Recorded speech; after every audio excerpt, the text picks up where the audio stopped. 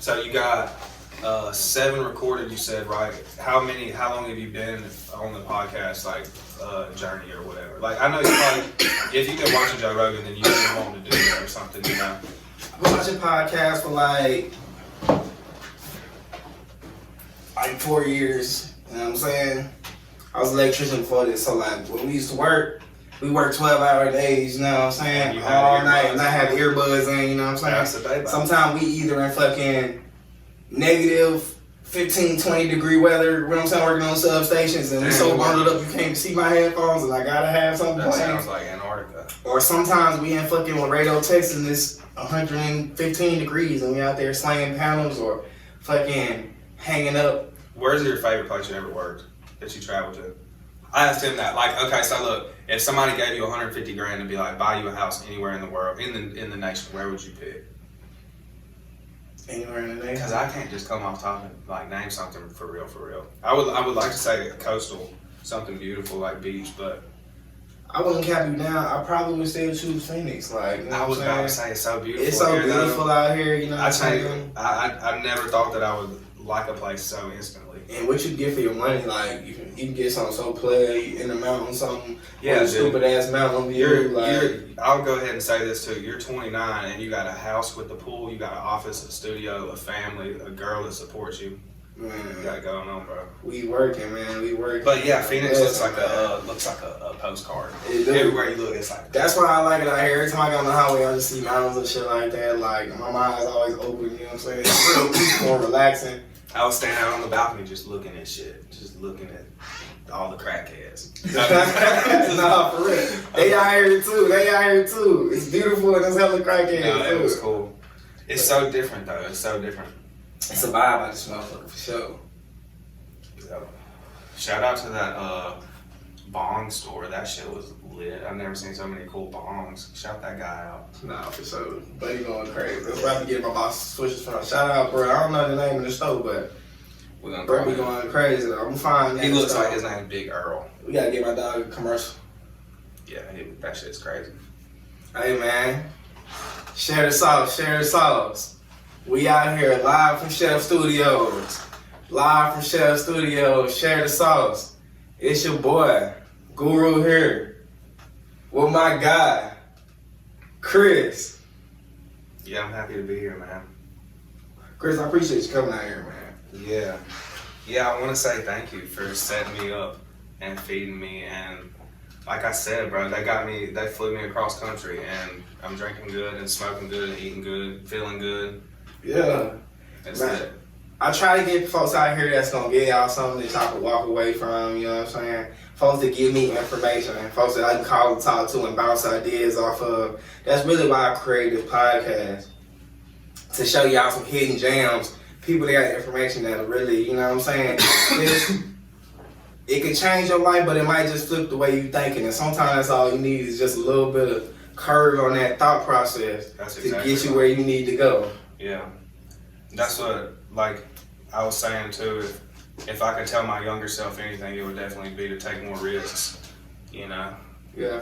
Because you know you're capable of doing things. We all have dreams, and if you have a dream, you can think out a plan and figure it out. And I was saying, another thing is, don't be scared. Like there's, you know, I've been scared to take the risk, and I know that I've missed some dubs. Like, a couple wins just because you ain't take the loss? For playing scared. You missed all the shots you don't take, right? Yeah.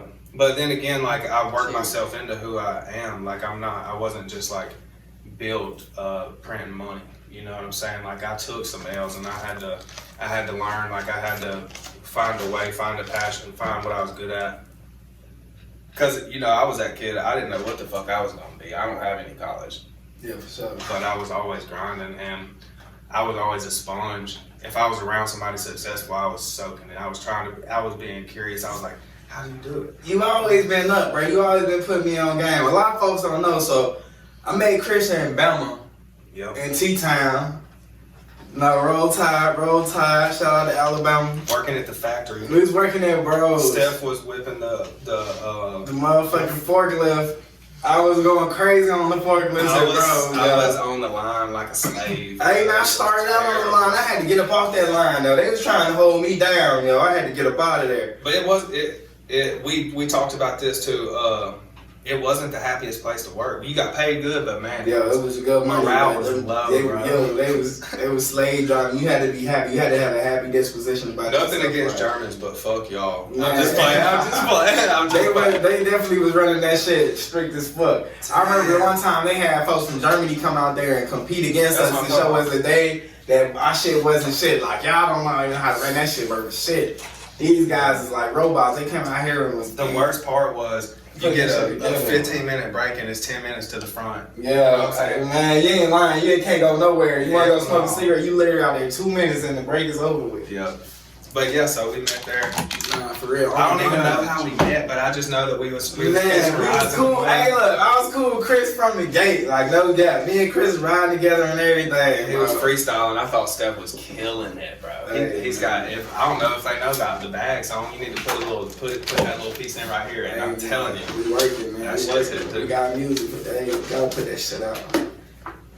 But that shit was crazy though. Real grinders was at Bros though. Shout out to everybody that's out there still working. Everybody I was out there working with. I Real still talk grinder to a if lot you out of there. Rest in peace, Sean. Oh, rest in peace, that boy Sean. Rest in peace, Sean. One of our Bro was friends. always cool for sure. One of our friends, Sean, was real. He was a happy manager. He was a good dude. He wasn't like a hated guy. Nah, not at all. And bro, I think the story is, I know he just got gunned down at his workplace, but I heard that he got the promotion and the other guy didn't, and they just felt salty on it.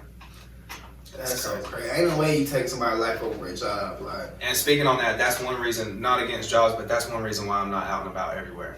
Yeah. Like people see I'm out and about in cities, but I'm not in this club and I'm not out. I'm not trying to die, bro. Nah, I feel it. That's crazy. But yeah. But shit, that was a grind. I remember we was on weekend shift, and then Mhm. we was on weekend shift to go crazy for a minute. They forced us to go to night shift, Yeah. and we thugged that out for a minute. Tried to. Tried to at least, and then it was over with, bro. That Yeah. shit was crazy. I got the fuck out there, moved to the beach. Started hustling shrimp. I was selling seafood like You was a selling motherfucker. seafood? Swear to God, bro. Well, I went down there. So you was catching it? Like you was boating and shit and catching it? That's why I told you I was on that TV show on the weekends. The fishing show? It's pretty lit. Yo, so set that up for me. How did that happen? How did that start out? So they're already filming the show. First, okay, so I'm gonna go from the very jump. I moved to the beach and I had, I mean, I don't really care. Like I was selling buds. So I moved down there and I had my money stacked. So I wasn't really looking for a job, but so I started landscaping, and I don't know why I started landscaping, but I was doing that and I had a truck full of nothing against people that speak a different language or Mexicans, but I had a truck full of Mexicans. And I got burnt out on that shit one day and I pulled into the seafood shack because they was all speaking Spanish, like nothing against it, but I was, imagine being around people that you don't understand their language all day. Yeah. So I don't know, one day I pulled into the seafood shack and it said now hiring $14 an hour, and back then I was like, $14 an hour? What? I'll do whatever the fuck. It's some good money now, for real. That's straight. Live at the beach, $14 an hour. And so he saw I had a work ethic and he like bought me, like he started paying me like $20 an hour. I was making like, man, I was like 21 years old, and back then it was good money. I was making like $1,500 a week and getting like free seafood and shit, living at the beach. Life was good, bro. But I worked for them for 5 years and made some good money, and then kind of You was catching the shit? catching it. They was catching it. We was selling like, I want to say like 5,000 pounds of shrimp a week, bro. Did you get fired catching the shit while you was working with them? Like, I was just going on the like fish catching trips. I wasn't trying to catch shrimp. Like I was like, if we was going to catch amberjack or like mahi and shit like that, I was trying to do that. But there was this one story, bro. They got this new boat. They forgot to put the cork in that bitch. We're going out there to film the show, and it was like 6 people on this like 70-foot boat. We go like 30 miles out, you know what I mean, and go down to the basement, and the carpet was wet. And we was like, why is the carpet wet? Shit. Looking around, and they said that they figured out the cork wasn't in the boat, hauled ass all the way back home. Yeah, Cause y'all thought it was finna go down. pretty sketchy, yeah. Oh, that's crazy. That's when you see real men get scared on some shit like that. You see real men start like, they get a religion real quick. Let me borrow that spark. Yeah, they start praying to somebody. It's time to get back. Shit got real. Yeah, but so I worked for them and I was making good money, you know what I'm saying? But you're living that beach lifestyle. I was spending it, and I wasn't smart with my decisions then. I was chasing girls and buying Louis bags, being dumb.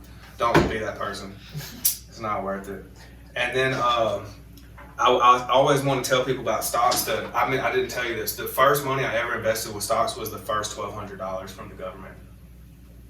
Like, remember The stimulus? Yeah. Put that shit straight into stocks, and I put it on Wilhite Petroleum, WLL. It was at like I could show you, bro. It went from like 11 cents to $1, and I bought a bunch of them. And so my first stock, like, cause everybody, you know, when you first heard about stocks as a kid, they were like, invest in oil, invest in oil. So hold on, we jumped the gun because I had something else I wanted to ask before we got. All right, slow me down if I go. Because you know what I'm saying, you know, we be talking a lot, so I want to give them like key points. I know that he's gonna give you all the sauce. So Yeah. You out there working on the boat. I know one time you had some beachfront property. Yeah, I bought, and I was in, I think I was 20. You living the dream. Bought it on my birthday. I sold a 1955 truck. I built a truck up for a whole year. This is gonna be crazy, but this is the God honest truth. If you can picture this, I bought a cop car, a Crown Vic cop car, and I chopped it all the way down to the firewall and the floorboard. All this is on my Instagram, and I put a 1955 truck on a running and driving floorboard of a cop car. You see what I'm saying? Put an old truck on it. Like, let me show you this shit. I wish I could show them, but built that truck up all year, running and driving, and then sold it for like $13,000 profit. That was one of the first like old cars I ever built. That is a Crown Vic under there, like a cop car that you used to run from when you was 15. You built it up into, man, made it into this truck. Yeah, this shit's crazy, bro. Like, look, that's me sitting on that bag there, put some 20s on it. We gonna put this on the screen for y'all I was too. sitting on it, like, look, you can see right here where I'm making it. Like, look, that's a Crown Vic frame, Crown Vic gas tank. It was like some mad scientist shit, bro. Yeah, you going crazy. But like, that's some of them shoes I was telling you, those are $1,000 a piece. And look, that was back before people was buying and selling shoes. When is that? That's 2019. That's before the wave of the sneaker game. $1,000 a piece. And I paid $160 for them. So you selling sneakers going crazy. I was. Nowadays you can't. You got to really be wanting it, or you got to know somebody. Yeah. But yeah, I was doing leg work. I was running coast to coast, store to store, getting reservations at every store. And this is early, like when 19. Like, cause my money, this really before the bots. Like, you know, do you hear about the bots and the bots I tried to do it. I tried to get a bot, and I got it's a lot of work. You got to do all kind of IP addresses and all kind of hidden proxies and shit. And it gets expensive, and sometimes you spend $300 to buy a shoe and you don't even hit. And you used to hear stories about bots getting you 10 pairs of shoes. Yeah. It's a different game, but there is people on YouTube, like there's one kid on YouTube that gets every release. He'll get like 10 pairs, still to this day. His bot just going crazy. Yep. But that was, I learned to chase shoes. I just, like I said, I was a sponge. I just adapt around people. If I learn some knowledge, I'm trying to What's your best shoe cop? What's your best shoe cop? I went to that you had. Okay, so the best story I have is let's get into it. It's like a numbered shoe. There was 2,300 pairs, and it's only released in Chicago. And I changed my location on the app to Chicago, and I only put in one try. Like I was telling you earlier on Hibbits, you used to could do a bunch of reservations and basically guarantee a shoe. I put in one try, not thinking I was gonna hit, and I got the notification. It was like, you got to be in Chicago in 12 hours, and I'm at the beach. And so I called my homie. My tires are on the wires, bro. I need tires bad. It's snowing. And I dip. I get my homeboy, we dip. We go, get there like 7 in the morning, get in line, get the shoes. And those were $1,000 shoes. Paid $160, paid like $150 in gas. Drove in the snow on some wires. So you drove 12 hours on wires? Yeah. I got all this all on my Instagram, but yeah, bro. To go get the sneakers to Chicago, from Alabama to Chicago. Yeah. About it. Look, listen to my hype too. I got these joints in hand. All y'all just took L's online. Your boy just got these in Chicago. Number 2127 out of 23,000. Crazy. That was it. Damn. So that was my best story. And then I you know, everybody says that they want to keep things like that, but I'm bad about selling. I wouldn't say it's even a bad thing, but if I can make profit and on to the next thing, I do it usually. So I have a bunch of shoes, but I don't have some of the good ones that I wish I did. I don't have that shoe anymore. I sold it. You sold it? Took my money. I needed it. My tires are on the wires, bro. So how much did you sell it? When did you sell it? At home? $900. I sold it like the next day. How much did you pay for it? $160. You can still do it, bro. That's what I'm saying. Can't beat it. Yeah, that's crazy. And there's a lot of kids making a lot of money off that shit now. And there's nothing wrong with that. That's a legal hustle. Yeah. I mean, you can do it and sell it all day. And I showed you today some shoes are, I mean, like this Dior shoe, there's a shoe that sold for like 10 grand this year. A Jordan Dior. I know people that got it and was trying to sell it to me. I was gonna sell my stocks to buy it and he was like, don't do it.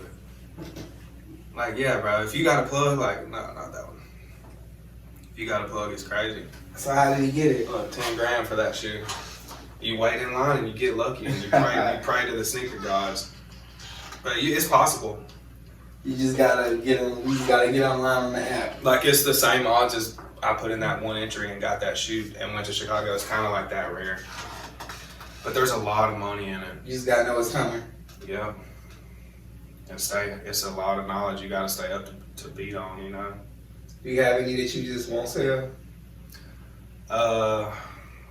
I had some that I wish I didn't sell, is what I'll say, but no, not for real. I don't have any that I'm like super proud of right now. Yeah. Like I know that's crazy, but like I sold a car to a guy that's been on Discovery Channel like my whole life, and they come out and filmed it. Wait, hold up, slow down. We gotta get so all right. But I wore some Off-Whites on TV, and they were hidden. And the first thing he said was, "You must be." He stalked my Instagram. He later told me, he was like, "You must be Chris Grammer because all them shoes, or because your shoes or something."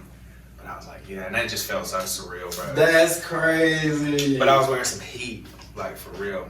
And I'll show you the episode. He was like, "Your shoes," it was pretty cool. I don't know. But he referenced the shoes right away, so I feel like I wish I didn't sell those, but I sold them bitches, bro. Because this is another thing, and you might stop me on this, I'm about 30 grand into a 1970 Chevelle build. And I'm almost done with that bitch. And I put I didn't want to pull my stops because they were moving hard, so I put other investments, like I had shoes laying around, so I grabbed like 5 grand out of my closet to finish the interior on the car. And now I'm like a couple weeks away from like a $50,000 payday. So it's like I can buy that shoe again. Yeah. But if I don't sell that car, then you know what I'm saying? Like, if I don't finish the car, I don't sell it. So I don't know. It's a trade-off for me, I guess. Dang. So you went from, how did you go from sneakers to cars? Like, It's always been cars though. Like I've always worked hard. I've always, wanted to be successful and always had dreams. Like I've always had business ideas, but I always found myself spending my money on cars. And I figured out through selling a bunch of cars and buying and enjoying cars that there's profit in it. If you buy them right, you can make money. That's what I was telling you. I sold 80 since January. So I mean, and that's just classic cars, like barn finds, like pull up, knock on the door. You want to sell your Firebird, sir? You want to sell your Chevelle? So where you just like, do you know where you're going, or you just always on the look? Sometimes it's God, bro. For real, like I know that sounds dumb, yeah. But I just shipped one to Australia, and I'm no cap. I paid. This is all on my Instagram, my YouTube. I paid $3,000 and sold it for 28 grand.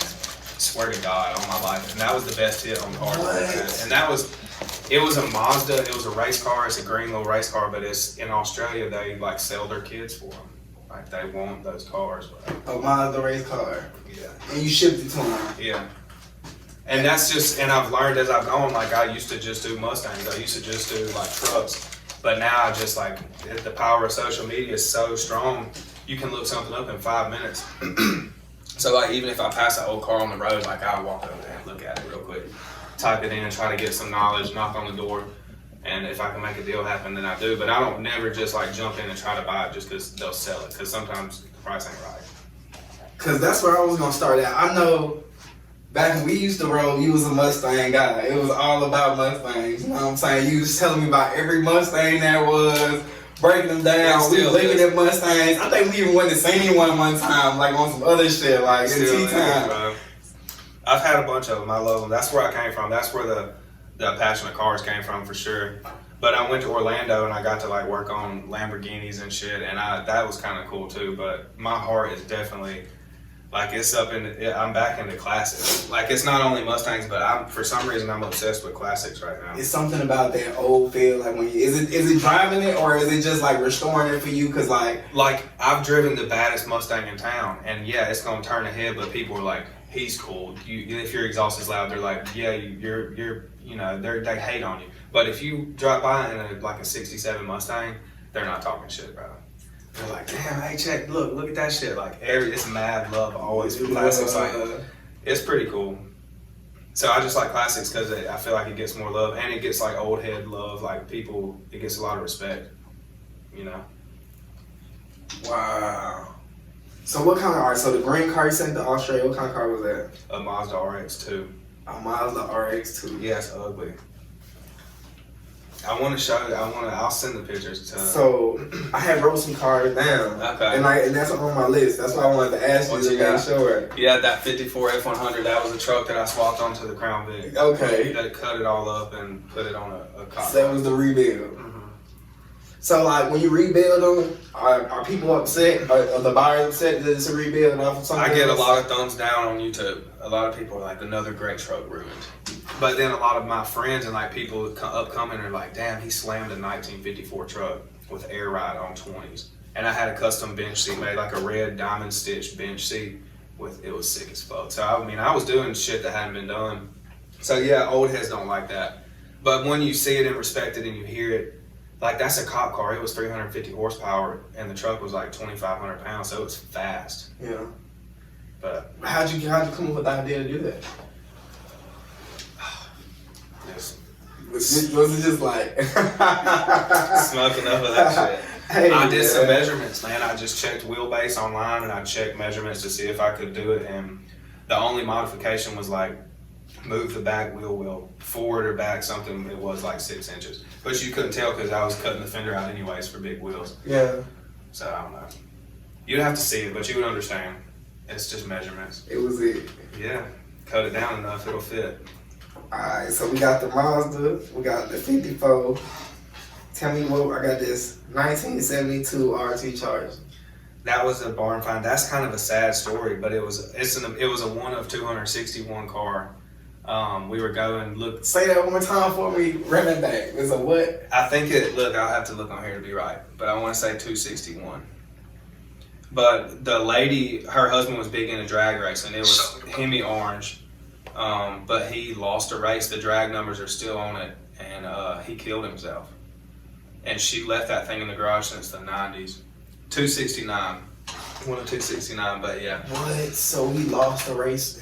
Or something that has to do with drag racing, like something happened and he killed himself. Like the stress of whatever, putting a lot of money in a car and probably losing a $10,000 bet or something. And the car sat since the 90s and we fired it right up, bro. Put a battery in it and it hit. And it was a monster. But yeah, that was like, did she want to sell it, or was she happy to get rid of it? She had a number, and she told us a number before we saw the car. She was like, I have an orange old Dodge in my garage, and I was working with a business partner then, and we just looked at each other and was like, what? And she said it's $13,000, and I didn't even care. Like I was like, we're gonna buy it. Like don't make a fuck. And she rolled the door up, and we were just like, yeah, we'll take it for sure. And sold it for like 20 something, 21 the next day, like quick flips. But I was splitting it back then, so that's a $3,000 profit for each, which is still great money. You do that once in a week, once in a month, that's good money. Yeah, for sure. But that was that one, another barn find. That's hard. And I know we was talking earlier, you said that's the most everything you get, you sell within the first day. Yeah, I don't have anything. I sold it all, I flipped it all. 80 cars since January. Some of them, like that one I told you I sold to the dude on Discovery. This is a weird, and I don't just ride around with this much money on me, but this day I was going to buy a 68 Camaro that was a piece of shit. Like I was headed to buy it with my business partner. And we're delivering a truck that we had just sold, and we look over and I see a taillight in a garage, just a taillight of a 67 Camaro, which is the same thing. But there was boxes everywhere, all over, you could barely see it. And him and his wife, they're like 70 years old, were unloading wine, like boxes of wine, like 50 bottles of wine. And I was just like, how often, I screamed at him, I said, hey, how often do you get asked to sell your car? He was like, it's not for sale. I was like, what's your not sell it price? He was like, well, I don't know. And I was like, with 15 grand, buy it. And I had 20 on me. And he was like, no, 20 will buy it. And I had it in a Crown Royal bag, and I showed it to him, and he cracked up laughing. He was like, what the fuck? And I I bought that car, and there's these famous guys on TV that you idolize when you're growing up. Yeah. That do this, and I used to joke around and be like, I'm gonna call these guys. And on other cars, I would be like, I'm gonna call these guys. And so finally, I was like, dude, this. We realized it was a real SS car. It was a real rare car, and it ended up being more rare than we thought it was once we got him out there. But so his name's Dennis Collins. We called Dennis Collins, or I called his business in Texas. I knew his business name. I googled it and called, and I was like, hey Dennis, I got a car you want, call me back. And like within five minutes, a block number was calling me, and I was like, hello. And long story short, he flew out, no negotiation, sight unseen. He was like, I'll take it for a number, a good number, another great number. So I know that felt super badass. Like, yeah, that's when I started taking it serious. I was like, I can really do this shit. I can really go out here and look for old cars and get the right ones and save them and just find buyers. Don't even have to clean them. I didn't even wash that car. So you did nothing to it before Dennis came? Hell no. I got put on a rollback, delivered it to the shop, sold it, boom, money. That is crazy. Blessings. I know, and this is all happening quick. Like I'm learning as I'm going. I'm doing all this. It's not just something that I've sat here and schemed up over the years. So I'm getting more brave with it as I'm spending money. Yeah. So I'm going all in, bro. Like some things, it's like one of them was like 9 cars, bro. I'm spending all my money to buy this shit, but it's flipping and flipping and flipping. How'd you buy it? Like a car dealership go out and deal with business or something? A guy posted a car for sale, and we went, and he was getting old, and he was like, I got a whole collection that I'll sell. And we were like, how much is everything? He named a price, and we bought it all. He had a bunch of spare wheels that were worth a lot of money. Like I bought some old BBSs that were $500 and sold them for $3,000, shipped them to Germany. I was gonna ask you about the BBSs. So what made them so special? Like, these guys these days can build wheels, like 3-piece wheels, and like in the car community, like they make some real funky wheels where they poke out real far, and they don't make those wheels anymore. You cannot get those wheels, and they're just impossible to find. And we found them on a Porsche. I took them off the Porsche. I sold the Porsche and made money, and then sold the wheels and made more money. what? Yeah. I don't know. It's weird to like. I swear I don't know. Sometimes I wasn't even looking for it. Like it just happened like that. And I just didn't spend my money like Lil Baby and Gucci says, save your money, it'll save you. Nice. When you have an opportunity Thanks. and you got money in the pocket, sometimes not having money in the pocket is the biggest L you can take. Yeah. It's to watch an opportunity flow right by you. It's hard to see that. Just because you got the bread to be in. Yeah. So sometimes it was that. I'm good at not spending my money on stupid shit now, Yeah. but I haven't always been that person. I think that just comes with maturity. I think that comes with fucking up a check. You fuck up enough checks and you gotta get wiser. You're just. It take that though. I feel like fucking up a check let you know the value of money for real. Yeah, that's how you learn it. Alright. So what about the 1950 Lincoln? Oh, the baby. The baby. That was the first Continental, first suicide door car ever. Another one of them got a call. There's a lot of it is husband died. A lot of them were husband dies and wives were selling it. But it was the first Continental ever.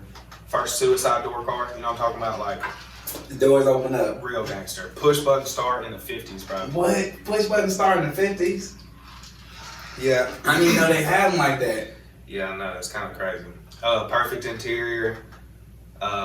Real old, like a flathead Ford, like a real old V8 engine. It was really cool, like a trippy looking engine. You would open the hood and you'd be like, "What the fuck kind of engine is this shit?" Like nothing you ever seen. But ran and drove, floated down the road, big white walls. It was pretty lit. But yeah, profit on that one. Profit on all of them, for sure. That is wild. Like I would like to, say numbers, like exact numbers, but I don't that's right. want to do that. I feel that. Nah. But you can tell it You adds know up. what you know. Yeah. Yeah. And one thing that I will say is I'm not doing anything that y'all or anybody else can't do. Like if they're listeners and they have passion for cars or their granddad has cars laying around, Yeah. do some homework, get on Google, see what it's worth, try to middleman something. For sure. I mean, if it's sitting in the yard rotting away and you can make $1,000, do it. Do that shit. Yeah. And if you don't want it, hit Chris. And He gonna buy that shit. Yeah, that's a fact. And I pay a finder's fee. Real shit. Yeah. Hey man, you better stop playing. Holla at Chris. He ain't playing for real. He gonna get that shit. I got a 1950 Bel Air last week, so I bought it for. Just got a Scooby snack. Hold on. I bought it for $7, like sold it for $8 or something like that. But still, $1,000 on the flip is that's a big jump. Yeah. But no, I paid $7. Paid my guy who called me $500, so I was $7,500 and sold it for $8,500. So, but yeah, I paid somebody $500 last week. Lit. What about that 47 Ford Coupe? 47 Ford Coupe. I was. Oh, that was the one I bagged in Orlando. I put it on air ride and put it on the ground. That shit is clean as fuck. I love air ride. I've done air ride on a lot of cars. I love air ride. So what is air ride? Like you replace the springs with air shock, so you can press a button and you can lower your car.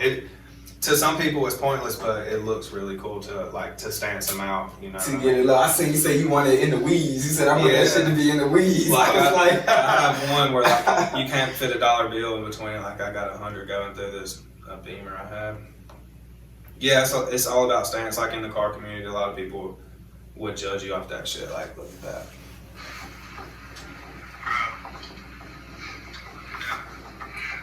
Stuck, son. It's sitting down. Yeah, but you can't drive like that. Yeah, you gotta blow back up and then drive off. Come right back up. Nah, that's hard. But it's cool on classics. I think that's cool as fuck on classics. It's not a huge thing yet, but it's gonna be. The kids these days, bro, they slam everything. And classic cars is coming in. Like, people are getting their hand-me-downs. Their granddads are handing shit down now. And kids are gonna fuck that up. You know, but it looks good. A lot of people build cars and they come out great. Yeah. But they're gonna try everything. People are putting people are Tesla swapping stuff. Trying to put Tesla on some old shit. They're doing it. That's way over my head. Put an electric car in whatever. I actually watched a Rogan podcast about a dude that was rebuilt his own Tesla, and he made it. He got it working, but I think the only problem is like the system, you know, the like Tesla system with all the apps and shit like that. He didn't have the up to date shit to get the apps. And when he took it to Tesla and tried to get them to get the system, they didn't want to fuck with him. Yeah. They didn't want to give him the system. There's a black guy on YouTube that's like the mad scientist of Teslas. Like he builds them, takes them apart, and parts them out, sells them, rebuilds them. But there's a dude that he's got it going on. Yeah. That's hard. That's hard. So what you think? What's your best sell and what's your best buy?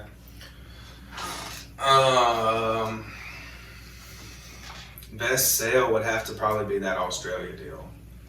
That one that paid $3,000, sold it for $28,000. Yeah. Best buy.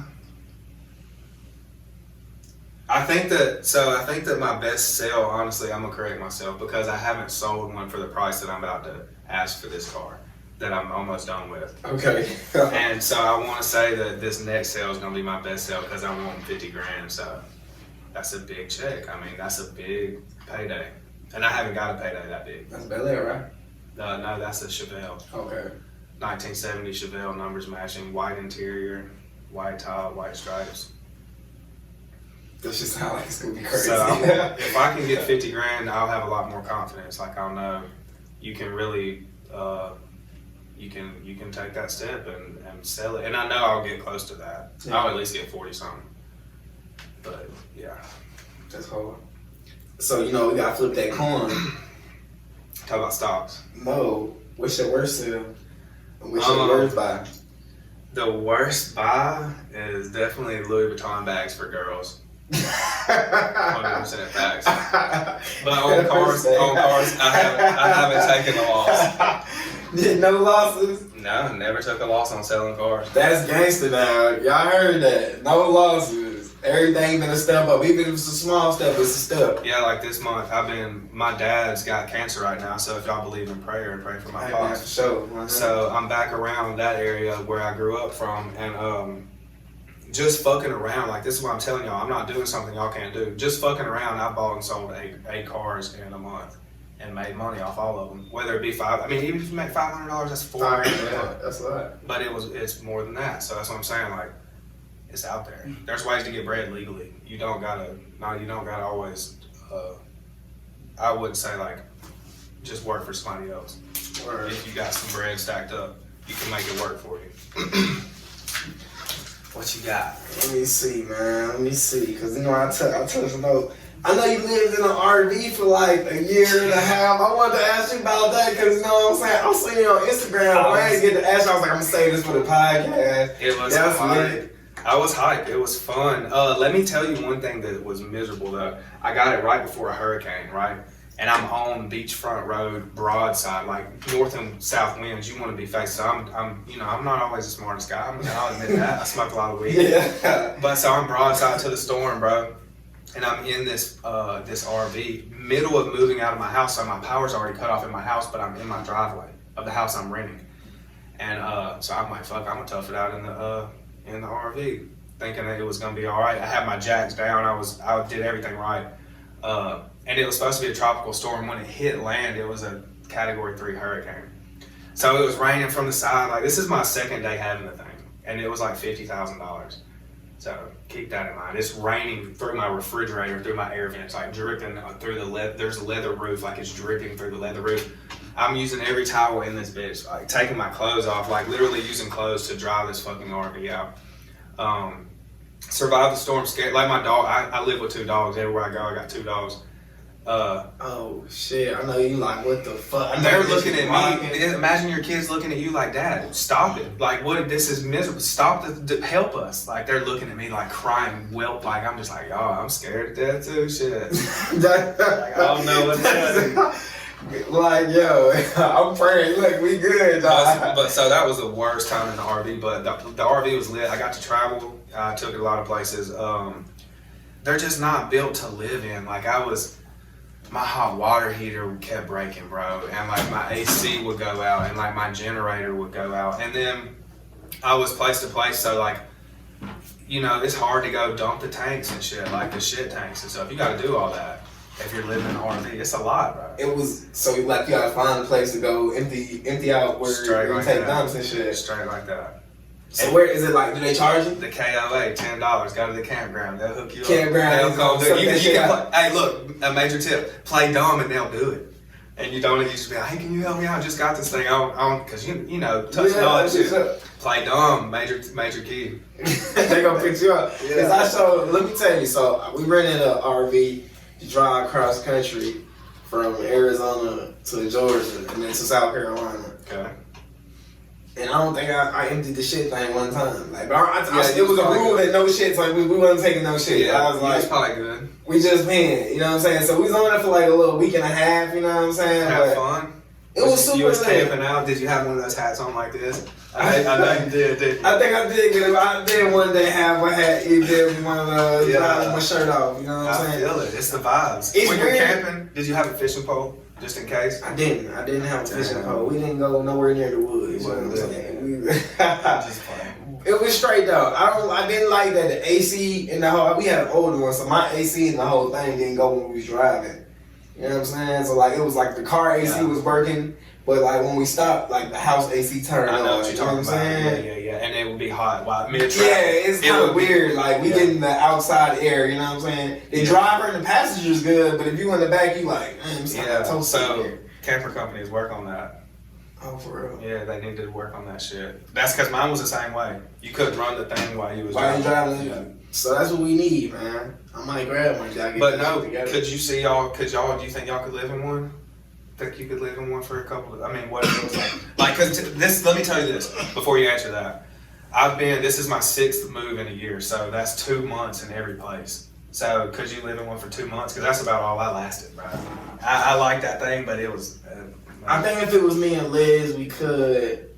But if it was You're the type of guy to make the best out of everything. For sure. So For sure. I'm a dribble and make it happen, you know what I'm saying? I'm definitely a glass half full type guy, but I don't know if I could do it with the kids. Mm-hmm. But just me by myself, or me and the old lady, I could definitely make that shit happen, you feel me? I was staying in hotels for like the last, I only been civilized in our own house for about a good 30 years, you know what I'm saying? I was in hotels for like 5 years. I know we was talking about that earlier, like, how I've been in like, since I got out of college, since I left Bama, I've been in like 7 states, you know what I'm saying? Something like that. It's cool to travel though. I know you was telling me the same thing. You think that play a part in like affect your greatness and like how hard your drive is? You think more successful people move around a lot? I think being exposed to the world gives you more views on different, like, I don't want to say cultures even, but I mean more like where, I guess, like, I don't even know how to say, like, just different parts of the United States. Like, if you visit Chicago, they live a completely different life than people in Arkansas and Mississippi and Louisiana. Yeah, for sure. And California, and then over here, it's just all different. So, yeah. But shout out to the South. The food is the best in the South. For sure, the food is the best in the South. I think it puts some hair on your chest. It takes a certain man, like, or say a woman, to step out from where you at and go somewhere where it's totally different. You don't know nobody. Like, that shit is scary. You know what I'm saying? To go out there and just be like, I recommend it. Like, yeah. I recommend go out and just, you know, spread your wings. And I don't mean that in a way of like just go hoe out or something. I mean like go somewhere and start brand new and not know anybody and see where that gets you. I always like that. When I go places, I like that people don't know who I am. Yeah. For some reason, I don't know why, but that's hard. Yeah, recreate yourself. Yeah, a little bit. See what's going on. I think that's... try some new shit. And that's why I've jumped from... Like, I don't want to say, like, you know, and a lot of people say this about Jamie Foxx, is he's been so many things. Yeah. You know what I'm saying? From comedian to actor to singer to... He jumps around and, like with my success, I've done that. Like, I've killed it with the stocks. I've killed it with the cars. Like, I got a college scholarship. I didn't take it for basketball. I've been an athlete is what I'm saying. Like, I've done a bunch of stuff. So I don't know, like, I just feel like, I told you this too, I don't believe in evolution, but mankind does evolve. For sure. You know what I'm saying? Like, kids these days with iPads in their hands are gonna be way smarter than we will ever be. Yeah, they gonna be coding like crazy, like it's not shit. It's scary. I got a 3-year-old niece that talks to me like a grown-up, like for real. I'm serious, bro, it's scary. Nah, for real. So how'd you get started in stocks? I know you be going stock crazy. I be calling for stock tips, you know what I'm saying? I was selling the seafood, and I was always around real rich guys, like the sailors, like people that own boats, and they're like, hell yeah, appreciate it. Yeah. And they're, damn, who pearled that one? Wow. Man, you know how to get one right for you. Yeah, okay. But no, so I'm around people that, you know, I'm being a sponge, bro. Like, I see a Rolex on a wrist, I'm asking this guy, like, well, how'd you get that? You know, like, I always want to know, like, how were you successful? And you hear a lot of stories, and a lot of guys are investors. And so that's what I was telling you. Back then, everybody was like, invest in oil, invest in oil. This is before COVID, before anybody was invested for real. Like, we were all just learning. I don't know, were you invested before coronavirus? I was not. Bro, I ain't gonna lie, I had a little bit of Bitcoin before Corona. I ain't had no stocks before Corona. But she was already in on it. Just an easy bancy. Who put you in on it? Well, I'm Panda Yellow. Shout out Darren. Well, Panda Yellow put me on Bitcoin. Let me tell you, Yellow was on Bitcoin, like, no cap, like 4 years ago. He flew me out to Cali for an electrician job. And he had like $2,000 worth of Bitcoin back then, bro. Let me tell you, bro. This nigga really supposed to be rich, bro. He had $2,000 worth of Bitcoin 4 years ago. The company that he bought it through went bankrupt, and they sold this shit, right? And they sent him an email and told him that if he had the password, they was gonna send him his coin. He couldn't recover the password. Basically, coin went away. But when he took the loss, it was before coin was ever anything. Now he hasn't slept since then.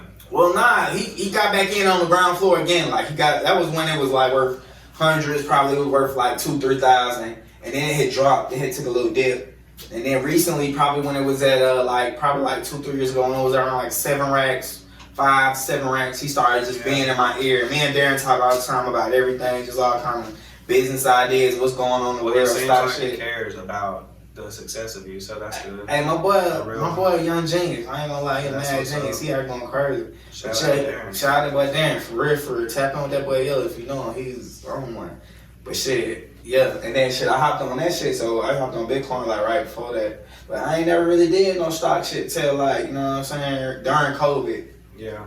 Is when I got some stock shit. And I ain't even really hopped in good yet. I just bought a share of 3 things. Like, I bought a share of Apple, I bought a share of Moderna, and I bought a share of Tesla, and I did that shit because my partner Jordan bought that shit in my phone. Like Tesla went through the roof this week. Yeah, bro, I'm up. I ain't gonna lie. Above a band. I'm up about shout out Elon. 1,500. What do you think about Elon? I want to hear this. I fuck with Elon Musk, bro. I ain't gonna lie. I fuck with Elon Musk. I made a lot of money with Elon Musk when he bought into Bitcoin. Yeah, I like Elon. I made so much money when he bought into Bitcoin, bro. You know what kind of house he lives in right now? A fucking trailer, and he sold all this shit. Shout out Elon. He sold all this shit. The richest man in the world lives in a $50,000 house. Yeah, I seen he sold all the property to say that he was so he could show people like he's not trying to be rich about everybody and shit like that. He said they was jumping his walls. The crazy people was jumping his walls. Yeah, on the interview he was like, I would come home at night and there would be people jumping my walls to see me, and he's just trying to get in his house and go to fucking eat a sandwich and go to sleep. That's kind of scary. That's crazy. So yeah, he lives in that house, but it's on SpaceX. He lives on SpaceX. Like he's got a military base around his house, his own military base. Like think about that shit. So don't be coming on here on no bullshit. Yeah, no, I feel that. There's no telling what he'll shoot you with. I fuck with him, man. I hate when he said that Bitcoin was fucking running off fossil fuels and they wasn't gonna use this shit because I took a little dip, but we back home now. But I don't really understand that, like. Yeah, he's a little bit like Trump. He'll fire off some shit, won't he? Yeah, and he dropped out, but then he's gonna say he's not selling none of his coin, and Tesla's not selling none of their Bitcoin. You know what I'm saying? Yeah, they got billions. And then he pushes other shit though. He pushes other smaller shit. Yeah, like he's got to be getting endorsed. He's smart. Hell yeah. One thing I can say is it's not. It's a long game for that guy, you feel me? He thinking long game, he thinking chess, you know what I'm saying? Yeah, for sure. He got a couple different plays going on. I think I'm probably as high right now as he was on Joe Rogan's podcast. I'm pretty stoned. I like it, man. We like to make you feel good, man. Yeah, that's about to light another one here in just a second, just to make sure that I sleep well tonight. That's right on, man. Shout out to the shout out. I forgot where we were at, I'm sorry. It's all good. We was on the stocks. Okay, so I was around these guys at the beach, and mostly all I heard was investors and that was right around when the stimulus checks were coming, and I was making good money, so I was like, what can I do with this money? You know, I want to do something with it. I don't want to blow it. And everybody's like, put it in stocks, put it in oil. So I put it in Will High Petroleum. The stock is WLL. At the time, it was like less than $1. It was like 10 cents or something. I can't even remember exactly, but I bought like damn near $1,000. Like I don't know what I was doing, but now I say spread out. Like don't just go all in on one shit on stocks. I always do say spread out. But yeah, I went like all in on this thing, and then the next day it went to like $1, and that was like tenfold. So like my whatever it was, 800 went to like 6,000. And this was like my first week, bro. So I just got lucky, man. And then I've always been a risk taker. Like you were saying about your studio, like shout out Steph. He's got really nice equipment. Everything in here is nice. He's got his own booth to record, got office space. We working, man. Trying to get some of my people from T-Town to come out here and fly out and just record. Man. We need some of that Bama love, man. We need some of that Bama love. Hey, now, Bama had a big part of this, man. I'm not gonna lie. Like, all this artistic shit, all this music shit, especially all the visual shit. What made you chase this dream? Like, why, you know? The university. Shout out to the Sanford Media Center, man. Shout out to University of Alabama, bro. You guys changed my life. You know what I'm saying? That's what's up. Shout out to all you guys up there. Roll Tide. You know what I'm saying? Shout out to the staff up there. No Cap, they taught me so much. Shout out No Cap vaccine. Yeah. I'm sorry. It's all love. But I got that job really just on some bro shit. Like, I need a job it's like it's a studio on there. I'm gonna work at the studio, and I didn't even know that. When getting into that shit, I had to learn programs. I had to learn how to edit videos. I had to learn how to do audio. I had to learn how to teach people how to record songs. You know what I'm saying? How to learn Logic. I had to learn how to work Photoshop. You know what I'm saying? Like I had to learn so many programs just to have the job. Like no cap, my first 3 months on the job is studying. I'm not working with no customers. I'm studying, taking tests. You know what I'm saying? You gotta pass these exams. You might work with a customer like 2 hours. Are you a good student? I was never a good student, bro. Under pressure, I am. I feel like I think I'm a genius. I think I say that a lot. I think I am, but I know. I feel like if you You say can it, hear it in my voice that I'm not a genius. I feel like if you say it, you believe it. So I be telling myself. I feel So it. sometimes shit be hard, and I be like, "Hey man, come on, tighten up, man. You done did way more than this." And I be like, "Yeah." I be telling myself, "Well, you went to Bama. You better stop playing." Man, you took them hard. Like I said, like I'm not even trying to sound corny, but you got it together, bro. You got your shit together for sure, no doubt. Man, thank you, bro. It's a blessing, bro. We working, bro. I just want to keep on working, man. Keep on moving, Putting man. some content out there. Put this content out there. Share this sauce, man. Yeah, I was telling them, y'all keep interviewing people with dreams. Somebody's gonna hit. Somebody gonna hit. Somebody got to In a hit. year or two time, you're gonna have that person. You're gonna have that first interview from when they were a junior. You know what I mean? When they were a juvenile. Did you give me the lighter and I lost it? Nah, it's right here. I'm good at stealing it. Damn, you can roll better than Swisher, bro. Hey man, Swisher. Shout out Swisher. Folks, Sponsor of the show, Swisher. bro, folks don't be smoking Swishers like. They all my friends. No, I'm on White Owls. They smoking backwoods and shit. They on that rapper shit. God, I can't smoke that much weed. I can't smoke. I'm high as fuck. I hate all that tobacco, bro. I just want a thin Swish or something real thin and put that shit in there. Like, I'm damn near trying to go to papers, bro. I know you like Wiz Khalifa. I know you do because I know the story behind Still Blazing. Man. I know all that. I remember all that, bro.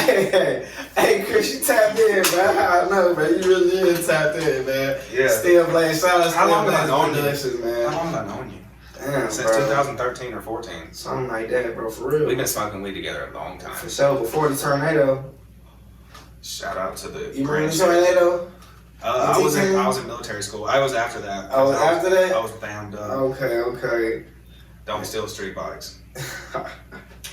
Wait, how'd you steal a street bike, bro? Let's get to that. I know the story. You wanna get And I just bought a street bike. Do you? I paid This this is time. really I paid like for this. this is really a good story, bro. It is kind of a funny, good story. So I heard you say earlier that you were a lifeguard, and I didn't say nothing, but I was a lifeguard too, bro. Word? Yeah, I really was. Hey, shout I out took all the lifeguards, test. That man. shit was hard. I took the That test. shit, bro. I saw people fail. I said, bro, people fail the test, bro. I passed the and I was test, like, man, bro. I'm in this It bitch. scared me when people failed the test. People couldn't get to the brick. Did you the- ever save anybody? I didn't. Bro, I saved like 3 people, bro. I saved this one time. I saved this really fat dude. He was like 500 pounds, bro. And he caught a cramp.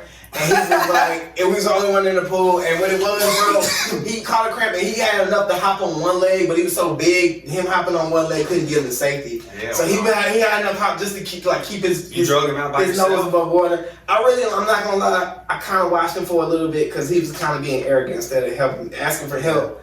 I kind of was like, he's your ass drowning, you feel me? But I did get in there and help him. I just gave him a good push. And he told me thank you. And then everybody else was like kids. And usually when you get kids, you just go in there. No mouth to mouth or nothing. Nah, I just pick them up and put them None in of those the sounds. I was a good lifeguard. So when I say he was drowning, he Was you wasn't drowning. getting high though? And was you getting high and going to work? I was. Yeah, me too. To be honest, It happens like that sometimes. I don't know if I should. It could be worse. Yeah, don't incriminate yourself. No, it's not gonna be incriminated, but I don't think it's a job that I ever went to that I wasn't smoking. Like since like I started smoking. Yeah, I've been smoking that weed since I was like 15. But okay, back to the motorcycle. Back to the motorcycle because so I'm working as a lifeguard and I really want a motorcycle. And I'm making money. I'm making like $13 an hour back in like 07, bro. That's good money. For sure. That was a solid $300 a week, and back then that was good money. Damn, you know you was broke if you was happy about $300. Lifeguard was good money, bro. I tell you, I was making $10 an hour in high school. Like my mom was so proud of me. She was like, my sister's always had 2 jobs. She's got like 3 or 4 jobs right now, and a 3-year-old. Isn't that crazy? yeah. Like damn. How does she make that? She's a superhero. Go to sleep. No, but she is a super. She's the best mom, dude. She's the best mom. But she works 100 hours a week. She should be able to retire in like 2 or 3 years, I think. Yeah. Full retirement 10 times, 10 different jobs. I'm just playing. No, we're gonna bring that to. I believe that too. She's gonna retire in like She's a hard worker. But so, my parents won't. No parent wants to buy their kid a motorcycle. So, kind of a funny story. Me and my dad are watching. We lose the key to the lawnmower, so we get on YouTube and try to find out how to hotwire a lawnmower.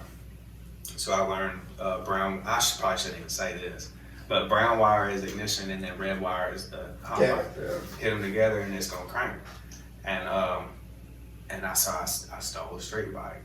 Dumb as fuck. Don't do this. Don't do this. I'm not real proud of this. But I don't tell everybody this, but it's okay. But and yeah. But so anyways. Yeah. So and Chris is an outstanding citizen. Now right I am a great dude. Now You feel me? But yeah, so that's how that happened, and then eventually it comes around to I got caught and I got sent to military school. Bro, so no, tell them what happened, bro. How did you get caught? Wrecked it. Hit a kid on a 4-wheeler, wrecked it. Broke my arms, had to have plastic surgery on my face, had like gravel all in my skin for like weeks and shit. And they tracked the VIN number and knew it was stolen. And I had to sit in juvenile, and I had already been in juvenile, so you have to sit a little longer the next time. So you had to sit in juvenile with busted up, broke arms, all fucked busted up, bro, busted up. And that's the worst, because I know you really want your mom. Like, I know my mom didn't even come see me, bro. Only my nanny came and saw me, like my grandma. Shout out nanny. It's her birthday today. Hey, shout out to my nanny. nanny. She died though. R.I.P. nanny. Happy birthday, nanny. She watching you on this show. But yeah, so she came and saw me, bro. Straight up, that was kind of cool. Dude, there was a kid in there that taught you how to weld in juvenile. Isn't that weird? They had a welding. But that's hard. No, that's super hard, bro. Kind of cool. But we were turning metal barrels, like burn barrels, into grills. But this one kid, Dustin, I can't remember his name. He's got a skeleton tattoo on his neck. He's a crazy white boy for real. But he took the bolt cutters and cut the fence and he got the fuck out of there, bro. Escaped from juvenile, bro. What? Yeah, like El Chapo. Oh, that's wild. Yeah. They put y'all on lockdown? Yeah. Damn. He got away too. Eventually they got him, but he got away that day. He was all cut up through the fence to cut him up. Because he just cut a slit. He didn't cut a good hole. So I think about trying to cut through a freshly cut tight fence. It cut the fuck out of him. It cut the fuck out of him. Yeah, that dude's crazy. Oh, he tripped. But yeah, so then I went to military school. And now I'm about to go to, it's a crazy world. I talk to more people from military school than I do from high school. Now I'm about to go to Boston to that sneaker con. I told you, to a kid that went to military school. Now he's about to cash out on like 40 grand on some shoes. And so the bike that you stole, what was the bike that you stole? I stole 2 motorcycles actually, but yeah.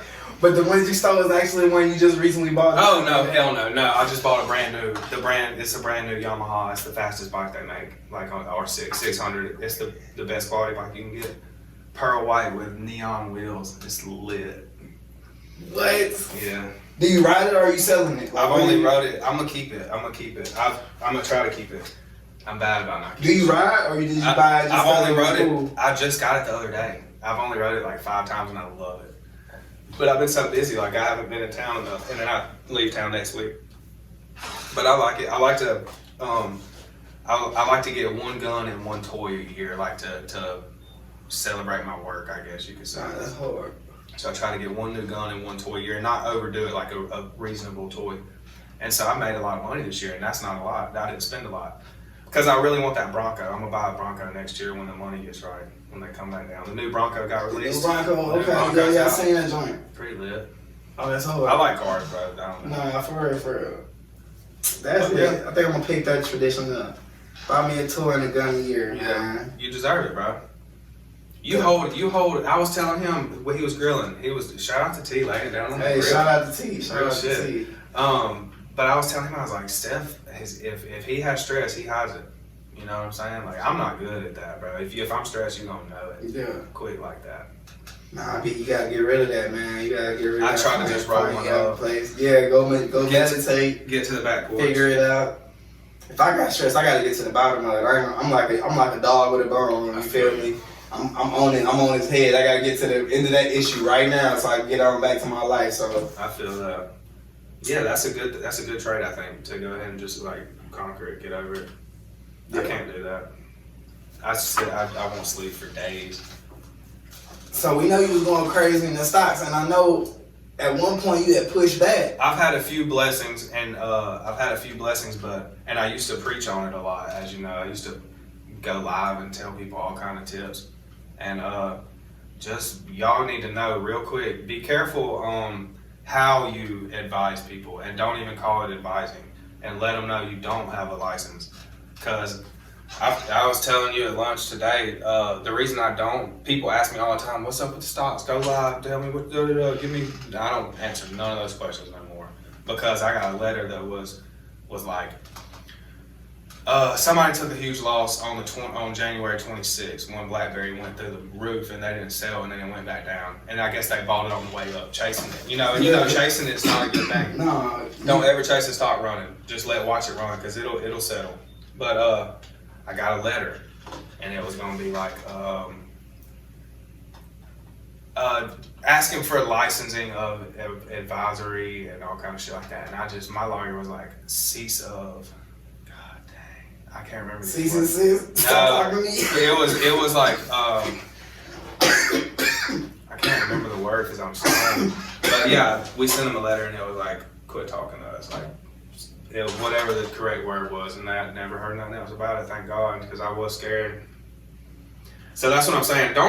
I think talking about stocks is a good thing, getting people's options out there, but I don't even like to advise anymore. I don't even like to talk about, well, this is what I'm doing, and this is what I think you should do. Just soak it in and hear what other people are doing, I think. But I've had a few blessings. Like, I have hit it good a few times, but I've taken losses too. But yeah, I've had some amazing days. I watched, speaking of like some stocks that I will say some stocks that I'm invested in that I think are going to hit. And BlackBerry, dude, I could talk for hours on this shit. Like we could go to sleep on me talking about this. So I'm not going to go too crazy. But BlackBerry, the old school phones that y'all are probably like, this dude's dumb as fuck.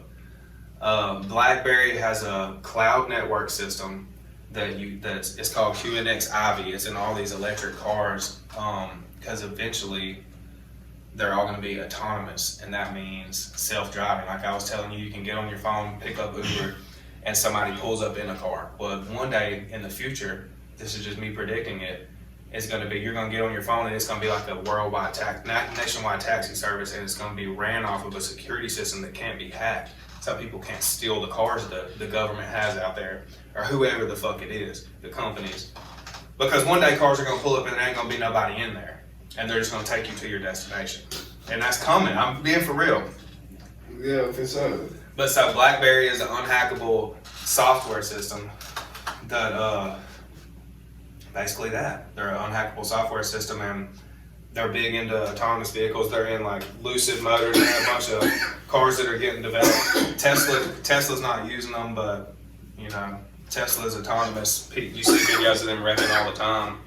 Like self-driving cars wrecking. But so I'm big into BlackBerry because of that. A lot of people use that technology. And then Stellantis is a company that creates these electric car platforms for Dodge. So Dodge is going to have an electric supercar or electric sports car in 2024 or 2022, one of the years, I don't know. But Stellantis is a good one. That sounds crazy, Dodge electric sports car. And I think and this is just me predicting it, but I've heard the two names. I've heard it's going to be the Cuda. You've heard like it used to be back in the day, like the Hemi Cuda. Either it's going to be the Cuda or the Supercharger. I kind of like Supercharger. Electric Supercharger? Yeah, like Dodge Supercharger. Like Charger's already out, but the Supercharger's the electric one. Yeah. Supercharger. But it's supposed to be pretty lit. 2-door. That'd be hard. Yeah. I want an electric car. But I'm real big into electric car stocks like Plug Power. Like that's the electric gas stations that are supposed to pop up. Yeah. But that's what I care about. I can do research on that and care about it. But there's plenty of stocks to make money off of. Just do your homework. You know what I'm saying? You know that. And same with, like, how do you choose your coins to go into? Man, really, I do a lot of research and rumors, and if I hear things, I'm big on hearing things more than one time, like affirmation. So if I hear something and I hear like 1, 2, 3 places, you feel me? I'm like, oh, I must really need to get into that. You know what I'm saying? And I always just research altcoins. I see what new altcoins folks are shopping in. You know what I'm saying? I got a couple different places where I just go check and see what everybody talking about. I test the waters and just watch different coins, you know what I'm saying? And I got a notebook with a list of coins, and I always like give myself little notes, you know what I'm saying? So, are you a risky investor? I mean, I think so, but it just depends on who you are. I definitely am. But I say this also, some people have more priorities than I do. Yeah. You see what I'm saying? So I can't be. I don't have many bills. You know what I'm saying? I know that. I know you wouldn't think that, but I don't. I have. If I have it, it's paid off, or this is $50 a month. That's straight smart. talk from Yeah. Walmart. From Walmart. No, that's right. No, that's right. No, that's how you gotta do it. Yeah, it's not about how much money you make; it's how much you spend. Yeah. And how you spend it. I try to stay cash poor, bro. I don't want to say that. Like I'm straight. Like I got like. But you're invested. You're investing. I invest everything. I'm the exact same. I invest everything. I try to put everything. I try to make everything move. You know what I'm saying? And try to just stay on everything gas and make sure my dollars come back. You know what I'm saying? Like some investors will laugh at this, but I'm just doing how I'm just saying my honest worth of percentage. But I say 80% of my worth is invested. That's like lit. Working, doing something. That's lit. And I'm just chilling with some that I would spend more. Like if I had the opportunity, I'm ready. Let me see. You got an old Camaro for sale? DM me. I'm ready. I'm ready. Yeah. I'm ready.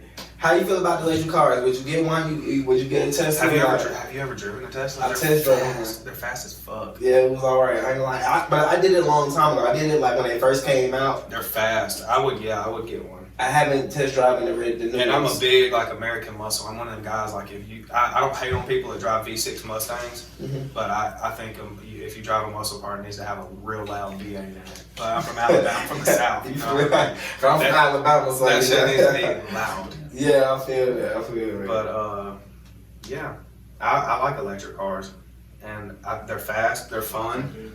You can play video games. You can play Mario Kart while you're driving down the road. You can go to sleep. That's pretty cool. You can go to sleep while you're driving. I heard folks getting in trouble for that in California. Is that not true? Just got tinted windows real good. Just tinted windows real good. Yeah. Hey man, that's a real South boy right there. They don't know nothing about that down there. They gonna be like, he good. That's a nice car right there. That is true. It's kind of funny. If you ride around in a nice car in the South, you don't get fucked with. No, they don't. But if you ride around with a bungee cord over your trunk, you're getting pulled over. Man, you ride around on some don'ts, sitting up. Oh man, black. You know you getting pulled over. Yeah. My dad been taught me that, man. Make sure your car is nice and clean. You feel me? You gonna save yourself so many headaches just by your car looking up to date and clean. You know you what I'm ride saying? down the road with the horns real loud. And Come shit. on, man. With the paint. horns on the outside. You're asking for it. Come on. Don't be and smoking. You got a little blunt. thumb too. Man. Don't smoke a blunt. Don't smoke a black, nigga. Don't smoke nothing. It's gonna look like weed. Especially you in Alabama. You in the South. Yeah. Dude, the South, like Miami, the donk culture is crazy. These guys, $200,000 put Corvette motors in 71 Caprices. You was telling me, so what all is classified as a donk, like, you know what I'm saying? Okay, so there's glass houses, there's glass boxes, there's all that shit, but the donk is a 70, 71, 72 Impala Caprice Classic. It's the full trim level of an Impala. It's got like a curved back window. They're beautiful, bro. Like, I'll show you. If you're like a dope boy in Miami, you have this car. It's for real. If you're watching this and you're a rapper in Miami, you probably have done a video shoot. You told me it was some dope, like some real goons pulled up on you to buy one, like. Yeah, he was that dude. That shit was hard as fuck. Man, that bitch is clean as fuck. Gold wire wheels, gold paint, leather top. Hard. You feel like a real thug in that bitch, bro. I'm talking about driving down the road. Like playing some Trick Daddy. Yeah, what's up? It's your boy Chino, Street Orchestra in the building. And I'm rocking with my people, Share the Sauce, you know what I'm talking about? Yeah, donk culture's crazy. Donk Masters, they're making money, bro. I'm watching Donk Masters. Dude, I'm talking about The first time I seen it was on 85 South, and then I started following, bro. And they be racing them motherfuckers with rims and everything, bro. They be going crazy. This much tire. They're Yes, bro. 1,000 horsepower on rubber bands, bro. Oh, we stopped. Alright, That one's still rolling. Yeah, we still rolling right here. You gotta lift that down, twist. This one's still rolling, right? Yeah, rolling. And that's rolling. Alright, cool. We're straight. Nah, we good. Shout out to the production team. Hey, man, we working real. on it. It takes a team to do everything. Hey, you ain't lying. Anybody, I'll say this, anybody who says they're self-made is lying. Yeah. They're lying. How or maybe they're just real badass. But I cannot say I'm 100% self-made. No, bro. I evolve. Like if you preach knowledge around me, I'm picking it up. For sure. That's why I was telling people, like, when you told me about dude trying to sue you, you know, you still working, you got a hood chair, my bad. Yeah, it's all good. Sponsor Sponsor the show. Send some chairs. Sponsor the show. Hey, sponsor us, dude. We need some chairs. IKEA. Man. We work it. But when they said, like, folks was suing you, bro, I was like, when they was trying to, I was like, bro, you should be blessed. Like even somebody just dropping some information on you to even think about what to listen to. You know what I'm saying? Like that's how I always feel about it. And a lot of people, like I know a guy who made, and I didn't make this much money off BlackBerry, but I know a guy who made $75,000 off of something I said. Swear to God, think about that. Like, he your dog. He fuck with you. Like yeah. Think about this too. He paid me back too. A girl I was seeing got a flat tire or something in another city, and I called him because he lived there, and he dropped everything and went and changed that girl's tire for me straight up. I was like, what? That's love. That's love. Shout out Bobby. Shout out Bobby. You a real one, bro. Yeah. That's love, bro. And that's what I want to do is share the sauce. Like I can't wait to start getting these incoming testimonials about like, yo, I put that shit to work and that really worked. You feel me? Like, Bert told me to do this, and you know what I'm saying? I got that shit moving. And I've taken losses too. Like, don't think everything. On stocks, everything hasn't been a win for me, but cars is definitely more my lane. I know more about it, but I'm still a risky investor. So, but also I put my money into different things in different ways. Like, if I say I make $3,000 profit off something, I'm putting $300 into stocks. And buying something smart, and it'll let it play. And sometimes I'll need it, and I'll take it out and use it. But that's why I brought you here though, because I want people to see that you can be diversified. Like Chris got 3 different hustles. You feel me? At least Chris really got a couple different hustles, but he always had a couple different hustles. He don't work for nobody, and he always moving his money around. You know what I'm saying? Yeah. And I want to show you that you can do that. You feel me? You can take a couple different things and make some shit shake. Like, turn and burn was some advice I got on cars. Like I said, I didn't even wash it. Like if you could buy and sell cars, turn and burn. If you're a salesman at a dealership, you know that. Sell as many as you can. Don't matter if you're making $500 or $700 or $1,000. Get that money. Sell 10 a week. That's big boy money. That's big boy money. Hey. That's lit, bro. Yeah. So yeah, stocks is I don't like to talk about stocks as much just because I don't want people to, to invest in things that they don't know about. But electric cars are going to hit, so that's always a good one that I tell people. Sure. Electric car stocks are good ones. So I've been tapping in with you over these couple of days. I'm gonna be. By the time you get out here, I'm gonna get some. I'm gonna sell me some coin, and I'm gonna put me some money in stocks. You feel me? And diversify. I would say a little. If you want some from me, I would say BlackBerry and Stellantis. Stellantis ain't gonna be a quick move, but when that electric car hits, it's gonna hit. It's gonna hit. Now I'm gonna do this, y'all. It's only $20 I'm right looking at all the sauce that we preach out here, so you know what I'm saying. I'm gonna be able to show y'all my results, but hey, man, y'all gotta do it with me. You know what I'm saying? We gonna do this shit together. Yeah. But definitely invest any way you can. Always look for a way to make some money. Always be looking, but not all money's good money. Like I'm not saying. That's some sauce now. Because your brother's a plug for you to start being a plug, you know what I mean? That's some sauce now. Not all money is good money. Yeah, that's a fact. That's a fact. That's a fact. That is awesome. I'm telling you now. Dash that in there. Make sure you get that. Yeah. And it's sometimes like it's just, if you don't feel comfortable with a deal, like you'll get to where people are going to be like, hey, post this for me, do this for me, da-da-da. And I'm not a campaign, bro. I'm not out here. Like, I'm not the meme page where I can run all this shit off my shit. Like, and I don't mean to sound selfish, and I don't want to sound like that, but like my social media is where I do inspire. Like most of my shit's motivational. If you follow my story, everything's for real. But I don't want to start posting this guy's car for sale and then that guy's parts for sale and then this guy wants this and boom, boom, boom, boom, boom. Yeah. You ain't crazy, Liz. But I've never been paid to do it. Hey, you can pay me, I'll do it. I think I might change my mind. What are you thinking on? Did you hear something? I thought I heard something. But I mean, is the studio haunted? Nah, we got a moat around here. A what? A moat. A moat? Yeah, you got a moat. You got to swim across to get over here. I seen that. I seen it behind the hotel. Yeah, bro. I drew the bridge. That's like on GTA. You know how you can ride off in the. Yeah. Y'all got that here. Gangsta, bro. We try to keep it safe. Arizona's pretty lit. We lit, man. So before we get up out of here, I'm gonna get some last sauce from you. I'm gonna get it in all of your lanes because you got a couple of them. You feel me? So I'm gonna get you to share some sauce in each of these. Let's start with the shoe game. If you had, cause it's a young guy. He 18, 19. He got all the shoes and he always buying I got shoes. the story for it right now. I'm ready on the shoe thing.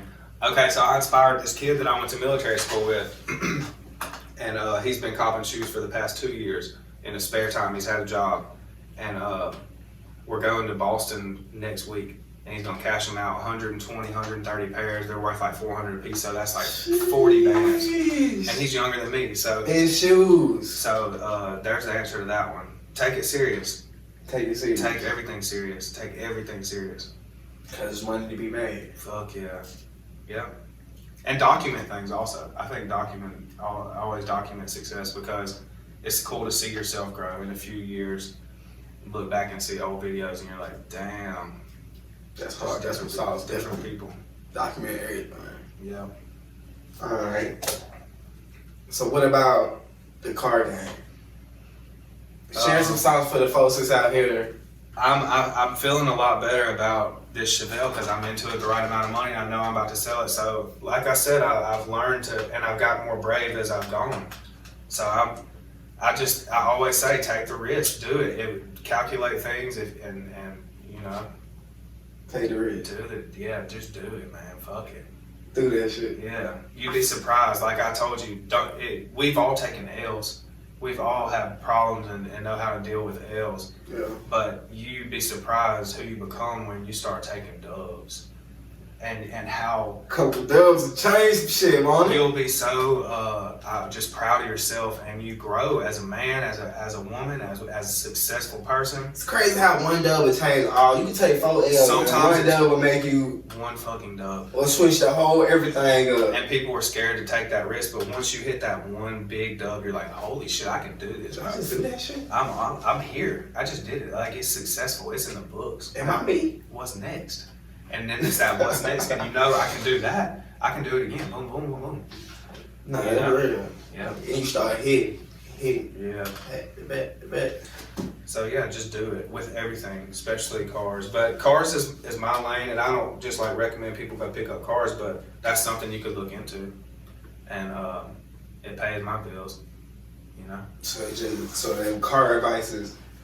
Do that shit. Yeah, I mean, if you're looking for something to do and you got money sitting in the bank, it's kind of like stocks. Like, invest it. It's gonna make you something. Put it in Bitcoin. It's going up. Hey, it's going up. You see what I'm saying? We accept Bitcoin. We accept Bitcoin. If you want to donate, man. We accept Bitcoin, man. But yeah, it's just the classic cars are not going down in value. Yeah. And if you know what you're buying, if you can buy the right classic car, you hit a gold mine if you buy it right. So yeah. Do some homework, and you can. It's just adapting. Pick up new hustles. You do a hustle, you pick it up, make some game, get successful. And now I have people calling my phone. Like, I don't even have enough money to the amount of people that call my phone now. That's like, hey, I got you one. I got a car. I got like 5 cars that I need to buy right now, but my shit's spread out, and I'm not pulling it out of this investment till I'm about to get a $50,000 payday. So then I'll have some more. You can grab some more shit. Some more change to move with. So that's hard. So what about the stock game? Any advice for them folks out there? If you have above $10,000 in your account and you can day trade, I say always take day trading. You know, wake up and day trade and do a lot of homework and try to play your 10% margin and buy. You know, stocks tend to. If the chart's here at 9:30, it's here, and then at the end of the day, it's up here. It's just how stocks run almost every day. So this 9:30 is like a buying point, and if you're playing day trading, people know that. Like, you can sit on, some stocks do it every day, and you can day trade the same stock every day. So do a lot of homework on day trading for sure. But I'm into long term now. Like, I'm more focused on cars. Like, I enjoy the car thing, and I've slowed down, and the money's still coming, so I'm good. But I like to look for long term hits now, and they grow more rapidly than you think. Because that's what Warren Buffett said. He was like, nobody wants to get rich slow. Yeah. And that's his thing. Is like he invests for the long haul. Like you said, you bought some Apple. That's smart as fuck. That's what you want to buy. That's what the smart people buy. That's what Warren Buffett would buy. And that's what I'm trying to do. Is like buy the smart things. It's gratifying when you go back and you see like you made some money and it's money that you don't need. You know what I'm saying? Because at the start, I was buying all kind of shit. I was all over the place. I was buying all kind of stocks, and it paid off somehow. I got lucky, I guess. But yeah. I like that you buy in the shit that you know and shit that you research and shit that you're passionate about. Like, that's hard to me. If it intrigues me, then I'm interested in it. Like, if I would spend my money on it. You know what I mean? because that's the future. I mean, that's what they're doing. That's why they're creating things. That's why stocks are getting made. They're companies that is the future things that are for sale and for the world. And if you wouldn't spend your money on it, then don't spend your money on it. Buying a stock is you spending your money on it. So just buy things that you would support out of your own pocket type of deal, I guess. Any life advice? Any topics you want to share about life? Life is good. Life is good. I mean, I don't know. I deal with a lot of stress myself, so I don't have myself together. Trust me. I mean, I do. Feeling the progress, sure. Yeah, that shit's hard. I got this in Orlando, I think.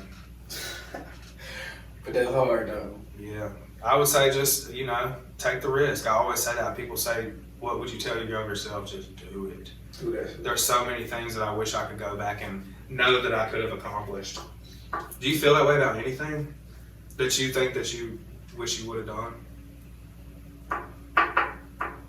Not really. You've done everything you want to do? Somebody tried to sell me a Rolex on the street one time. I should have bought that shit. I regret that. That's one of my big life regrets. I had the money and I just couldn't. I felt like I bought it wrong. We'll get a Rolex. I wanted to get it from the store, but I should have bought that shit. Like, yeah. I called my dad afterward. He was like, "I go back and buy that shit," and I was like, "I don't think I can find it anymore." But nah, not for real, bro. I think everything happened how it's supposed to happen, bro. Yeah. Do what you gotta do, bro. Sure, you know what I'm saying? Like, you know what I'm saying? If you didn't do it the first time, I feel like that was just a signal to say do it next time. I would also say, like, and I don't mean this in a weird way, but don't be like a know-it-all. Like, be accepting to learning. Like, be humble. Yeah. My bad. Like, if people are preaching knowledge, don't already be like, I already know what I'm doing or something. Like, just hear people out. You'd be surprised. People spit game all the time and they give it one shot, and if people don't hear it, then they don't say it again. Yeah, it's real. And just let them speak sometimes. Let people speak and try to learn from them. Nah, for sure. That's love, man. Yeah. Chris, bro. You the truth, bro. Appreciate it. Appreciate everything. You went hard. Life is good. How long was that? You killed the pod. How long was that? Where we at right now? An hour or something. Hour or something. My boy Chris Garber came out here way from Bama to kill it. I'm gonna try to I showed you a few people that I know that rap. they'll see this. I'm gonna be like, come out here and fly. Plane tickets is $70. Tap in, bro. 70. Hop on, you know what I'm saying? Come out here, hop on the plane, come out here for it. Record some shit. We can record, you know what I'm saying? We can put you on the pod. Do you want to say your rental price for your booth? For the booth? Do you want to say that? I mean, man, pull up, man. We working deals, man. Yeah. Come on, the price going up, but we got a good price though. We working. You feel me? If you want to work, edit too, right? You can edit it up. Man, I'm editing, man. We shooting in here. We do live recording. We got the studio in here. We record. We shoot podcasts. I really don't just got to be share the sauce. You can shoot your podcast right here. You know what I'm saying? Like, yeah. You feel me? I clear the whole wall. Sometimes I clear the wall for like shoots. They just want the black wall. So whatever you need, you can come in here.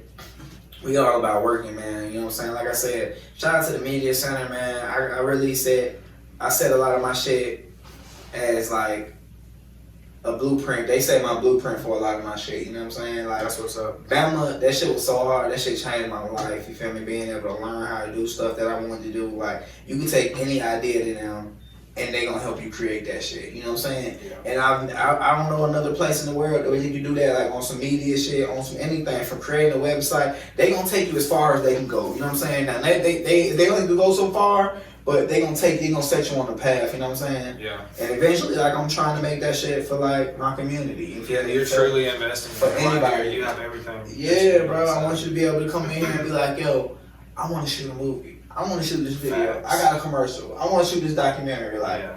I got an idea about this fire-ass photo shoot. Creative minds. Just if you're a creative mind, Come this on. is a creative workspace. There's office space. This office space. We ready. It's a think tank. And we got the equipment. Come use my equipment. You use my equipment. You feel me? I own all my equipment. You feel me? Like, Facts. I'm gonna show you how to use that shit. And I can show you how to create something great. And when you wanna buy some shit, I could blueprint you out on what to buy, what not to buy. You feel me? Let me show you. You know what I'm saying? I got so much. I got notebooks and notebooks. I walk around with 2 book bags full of You notebooks. have You know what I'm saying? you have Like, bought enough equipment to know. bro, you feel me? I buy this shit, sell this shit. I know so much equipment. So it's like, I can help you out. And I wish I had somebody tell me that, because I bought a bunch of shit that I didn't need. That's a bunch of shit I don't need. You know what I'm saying? But that's what teaches you like. But it taught me, like, you know what I'm saying? Buying that mic, that gold cover mic, sometime ain't worth it. This shit's some bullshit. I gotta sell this back. Yep, I learned it, now I gotta get rid of it. It looked fine. I took a couple pictures with this motherfucker. Yeah. Had to get rid of that Straight shit. like You feel that. me? Like, so, we out here, man. Share the sauce. And this love, man. Appreciate y'all for tuning in, man. Subscribe, like, and share my shit, man. Yeah, subscribe for sure. It's just like that. Damn, I mean, I shouldn't say that shit, because that's follow them shit. I watch too many podcasts. What? I gotta come on my own saying, because Subscribe and like. And Nah, I told him, like, it's just like that. I'm listening to they ass. Who do you listen to that says that? $1 million worth of game, man. Give me that wallet ass, man. I love that ass. I can't lie, bro. I stay watching that shit. I gotta come on my own saying and come on. Just be thinking on it. You got a good name. You got a good podcast I'm name. gonna come up with that shit. Hey, man, yeah, man. Share this off, man. Yeah, that's a good. We going, man. That's a good name. I ain't never scared to show my shortcomings. That's why we feel me. Like, we going. My wall was kind of bare. I got everybody was clowning me on the Arsenal interview. To my bro, you ain't got nothing on the wall. You got 2 pictures. You feel me? Well, So, then send some art. send me some art. Don't be a hater. Come on, I'm gonna put you on. I'll move this shit around, nigga. You feel me? We all about new feng shui. I'll put your shit right up here. You feel me? Like, so it's all up, man. What? I mean, I like it. Do some sick ass graffiti or something. That would be crazy. Man, we gonna do something. What man. is this? Oh yeah, it's got a good coat. I mean, it's got a good texture. You can put all kind of shit on it, but damn, Yeah, man. What's going on, man? that's what's up. I'm stoned. I like it.